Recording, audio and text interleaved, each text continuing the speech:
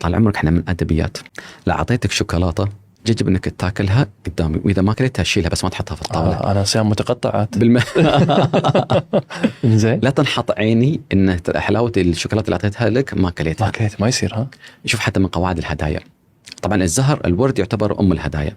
هديت ورد تنحطه في مكان بارز. 2، اذا هديت هديه قلم شيء في الصندوق والبقيه موجودين في الديوانيه او في الوزاره، لا تفتحها امام الضيوف. مشكور اخوي فيصل، مشكور على الهديه، مشكور يعني يا ناس شوفوا هذا هداني هديه انتم ما هديتوني، فاشكر واحط الهديه على جنب على طول.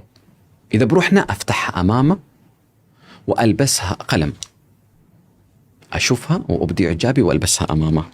واذا كانوا امام الجمهور ما افتحها.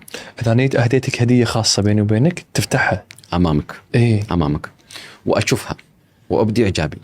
واذا شيء يلبس في المرات القادمه وانا جاي، اذا ثوب البسه امامك، سلام. واذا قلم البسه امامك، واذا شماغ البسه امامك، عشان نقول هذا عطاياك.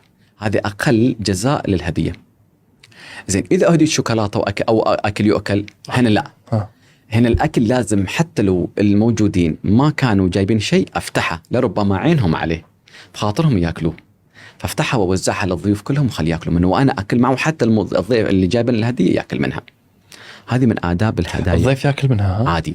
بس بعض المرات انا مثلا اجيب شيء بالديوانيه ما ادري حس اكله ولا ما اكل منه. احنا بنسلمه إيه؟ على المضيف صاحب المكان يفتحها امام الجماعه ويوزع عليهم كلهم، خليهم ياكلوا منه ومن ضمنهم اللي جايبينه. ايه عدل. القلم اللي بيلبس بلس، اذا كنت بروحنا ذاك لا، لكن بعدين راحوا بعدين الحقك اتصال او رساله ابدي شكري وثنائي على الهديه المقدمه. في ناس تستقبل هدايا ولا يشكر وينسى، لا، يجب الثناء والشكر على الهديه من باب الجزاء. وهل الجزاء الاحسان الا الاحسان، هذه مهمه جدا في باب الهدايا.